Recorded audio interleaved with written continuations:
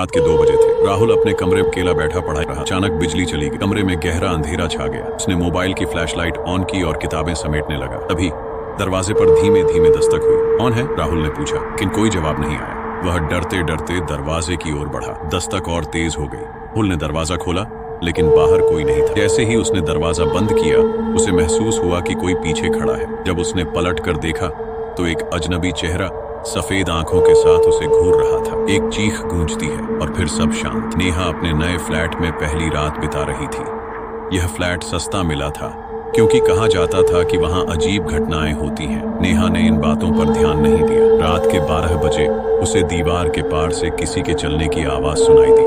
वह उठकर देखने गई, लेकिन दीवार के उस तरफ खाली कमरा था। उसने सोचा शायद वह भ्रमित हो रही है। थोड़ी देर बाद आवाजें फिर से आने लगी, इस बार किसी के गुनगुनाने की। नेहा ने दीवार छूकर सुनने की कोशिश की। तभी दीवार पर एक हाथ प्रकट हुआ और उसे पकड़ लिया। नेहा चीख भी नहीं पाई। दीवार उसे अंदर खींच चुकी थी। समाप्त।